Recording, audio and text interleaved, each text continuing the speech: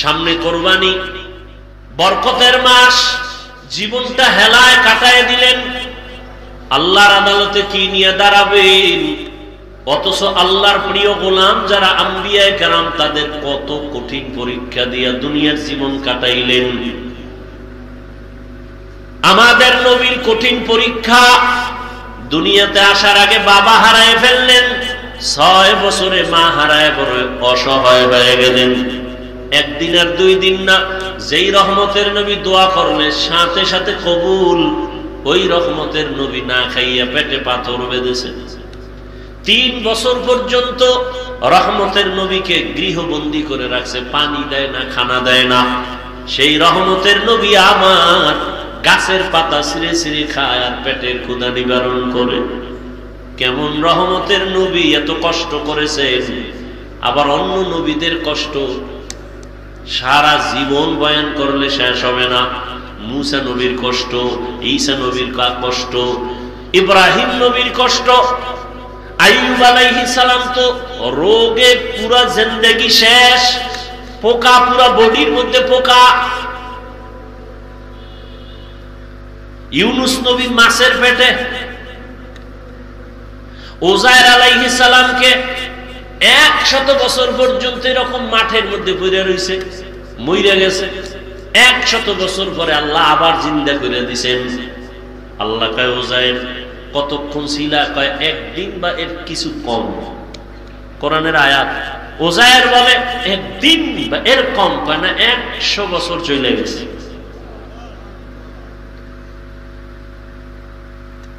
আমাদের সেই তুলনায় তো কিচ্ছুই হয় না। এখনো দিব্যি আরামে আছি, খাইলই ঘুমাই। আর ইব্রাহিম আল্লাহর একজন পয়গম্বর, দুনিয়াতে হেদায়েতের বার্তা বাহক বানাইয়া আল্লাহ পাঠাবেন, কিন্তু নবী ইব্রাহিমের আগমনটা বড় কঠিন। ইরাকের বাবেল শহর, ওই শহরের অধিপতি নমরুদ এক সময় একদিন রাতের বেলা ঘুমে স্বপ্ন দেখে একটা আগুন উঠা পুরা ইরাক বাবেলটাকে ছাই করে ফেলছে। ঘুম থেকে উঠা নমরুদ বলে, গণকরে ডাকো, গণকরে ডাক দাও, আমি যে স্বপ্ন দেখলাম আগুন, ভয় পাইলাম, কি এটা? গণকরা এসে এবার পরিচয় দিল, ও বাদশা জাহাপনা, তুমি আগুন দেখো নাই, তোমার কপালের জম দেখছো। এই আগুনের মতো শক্তিশালী একটা সন্তান জমিনে আসবে, তোমার সব কিছু ধ্বংস করে ফেলবে, তোমার এই বাদশাহী সব শেষ হয়ে যাবে। নমরুদ কয়, সন্তান আসবে? বলে হ্যাঁ। ছেলে না মেয়ে? কয় ছেলে। মায়ের গর্ভে আসছে? না। জমিনে? না। তাড়াতাড়ি তাহলে আশাটাই বন্ধ করে দাও। নমরুদ রেড অ্যালার্ট দিয়ে দিল, স্বামী আর স্ত্রী এক জায়গায় ঘুমাতে পারবে না, ছেলে সন্তান জমিনে এখন আসা বন্ধ। এটাকে বলে বার্থ কন্ট্রোল, জন্ম নিয়ন্ত্রণ। পৃথিবীর ইতিহাসে জন্ম নিয়ন্ত্রণের প্রথম প্রবর্তক নমরুদ, আর এর ডাইরেক্টর বানায় দিল নমরুদ ইব্রাহিম নবীর বাবা আজরকে। আল্লাহ তাআলা চাইলেন ইব্রাহিম আসবে, তোর সব জুলুম বন্ধ করাবো, এবং কোথায় আসবে? যারা ডাইরেক্টর বানাইছো তার ঘরে আসবে। তুই বাধা দিয়ে পারবি না, কারণ আমার আল্লাহর সাথে যারা পাল্লা দেয় কেউ কোনোদিন আগাইতে পারছে? কথা বলেন, কেউ পারে নাই। এরে নবীর উম্মতের দল, এই যে 10 বছর আগে, শিক্ষিত যারা বুঝেন তারা বলেন 10 বছর আগে বাংলাদেশের মানুষের যেই সংখ্যা ছিল, এখন কি পরিমাণ কমছে না বাড়ছে? তাহলে জন্ম নিয়ন্ত্রণের ট্যাবলেট গুলো গেল কই? কোথায় গেল? স্লোগান রাস্তার মোড়ে মোড়ে ব্যানার লাগায়, ছেলে হোক মেয়ে হোক দুটোর বেশি নয়, একটা হলে ভালো হয়। আমি বলি আবার লেখ, না হইলে আরো ভালো তোদের জন্য। এরা জন্ম নিয়ন্ত্রণের বড়ি খায় কেন? আর এটি বানাইলো কেরা? এগুলি নিয়ে কথা বলবো না, তবে এতটুকু বলবো, 10 বছর আগে ট্যাবলেট খাইয়াও তো সন্তান কমাতে পারে নাই, বরং যেদিন থেকে স্লোগান শুরু একটার বেশি না, সেদিন থেকে আমার আল্লাহর কুদরতি চাবি চালু হয়ে গেল, একসাথে 4 বাচ্চা।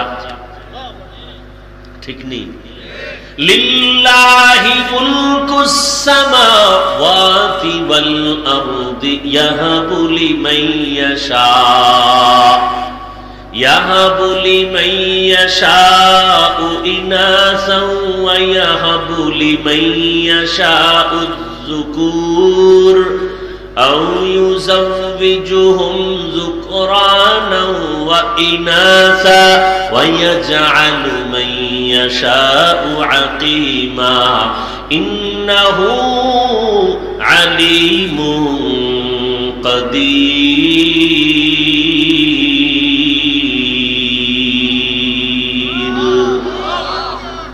আল্লাহ তাআলা বলেন, আসমান জমিনের ক্ষমতা আমার, আমি চাইলে কাউকে ছেলে দেই, কাউকে মেয়ে দেই, কাউকে দুটোটা দেই, কাউকে কোনোটাই দেই না। ক্ষমতা কার? আল্লাহ যাকে সন্তান দিবেন কেউ ফিরাতে পারবে না, যাকে দিবেন না কেউ আনতেও পারবে না। ইব্রাহিম দুনিয়াতে আসবে আল্লাহর সিদ্ধান্ত। আজরের ডাইরেক্টরের ঘরে ইব্রাহিম চলে আসলেন। ইব্রাহিম আস্তে আস্তে বড় হলেন। আমি সংক্ষেপে শেষ করতেছি, ছেড়ে ছেড়ে যাচ্ছি।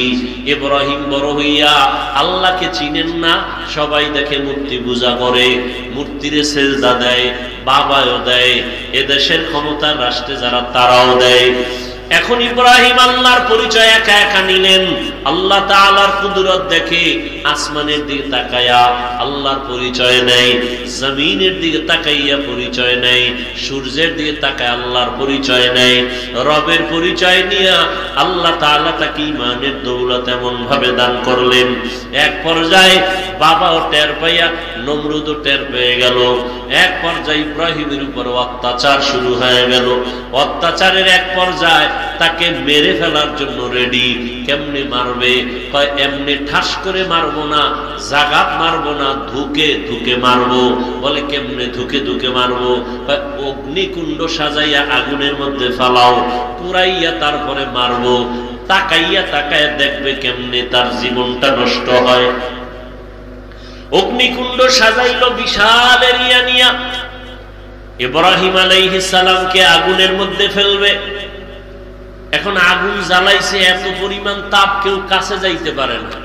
এখন ওখানে ফেলবে কেমনে? চরখা বানাও, চরক গাছ লাগাও, ওই গাছের রশিতে বাইদা ঘুরায় ঘুরায় ঘুরায় ঘুরায় ফালাইয়া দিব। বানলো, চরখা বানাইয়া ইব্রাহিম নবীর সাথে রশি দিয়া বাইদা টানা শুরু করলো। কিন্তু ইব্রাহিম নবী জায়গায় বসা, নাড়াচাড়ার কোনো সুযোগ নাই, চরক গাছ নড়ে না। নমরুদের মাথা গরম হয়ে গেল। ইবলিস আইসা কয়, এই মুহূর্তে পারবা না। লক্ষ লক্ষ আসমানের ফেরেশতারা ইব্রাহিমের রশি ধইরা রাখছে, ফেরেশতাদের দূরে সরাও। কেমনে? ওগো তো দেখা যায় না, অন্ধকার, আমরা তো কিছুই দেখি না। বলে এখানে কাজ করো। দুইটা বর্ণনা ঐতিহাসিকগণ বলেন, এক, উলঙ্গ নারীদের, নারী পুরুষের নাচ গান এখানে দাও। নারী পুরুষ যখন উলঙ্গ নাচ গান করবে, রহমতের ফেরেশতা চলে যাবে, অটোমেটিক ইব্রাহিমকে ফেলতে পারবা।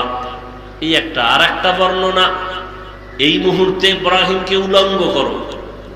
যদি উলঙ্গ করতে পারো, রহমতের ফেরেশতা ভেঙে যাবে, আগুনে ফেলবা। ইব্রাহিম কি উলঙ্গ করবে? কে? কেউ সাহস করে না। বাবা আজর কয় আমি করবো, আসো।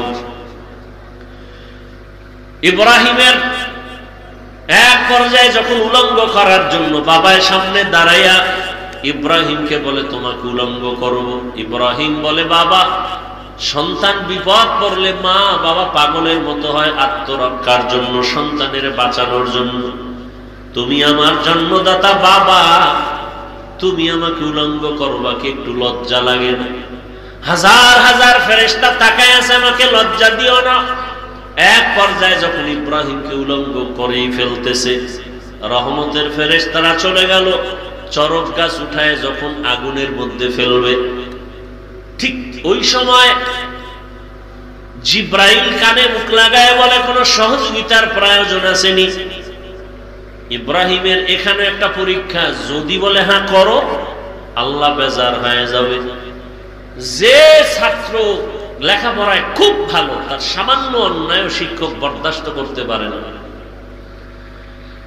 ইব্রাহিম আলাইহিস সালাম এখানেও পাশ করে বললেন, আরে আমি তো অন্ধ মালিকের গোলাম না, তুমি আমার সাহায্য করবা কি করবা না জানা নাই, আমার কিছুর প্রয়োজন হলে আমার মালিক আমার জন্য যথেষ্ট, তিনি আমার সবকিছু দেখতেছেন। ইব্রাহিম এইখানেও পাশ করে ফেললেন। আগুনের মধ্যে যখন ফেললো, আল্লাহ আগুনকে হুকুম করে দিলেন, কুলনা ইয়া নারু কুনি বারদাও ওয়া সালামান আলা ইব্রাহিম, আকে লুতুফে খেশরা ইজহারে কর বাখলিল আসনারে রাগল জারে কর। আগুনের মধ্যে ইব্রাহিম পড়ে আছে দিব্যি আরামে, কোন ইব্রাহিম নবীর পশম জ্বলে না। নমরুদ অনেক দূরের থেকে তাকায় বলে, আগুন তুই কি দুর্বল হয়ে গেলি? কয় না, ইব্রাহিম যার কথা মেরে আল্লাহ হুকুম দিছে জ্বালানো নিষেধ করেছেন, পশম যেন জ্বলে না। আবার আল্লাহ যদি অর্ডার করে তোর এই পুরা জমিন আমি জ্বালায় দিতে পারি,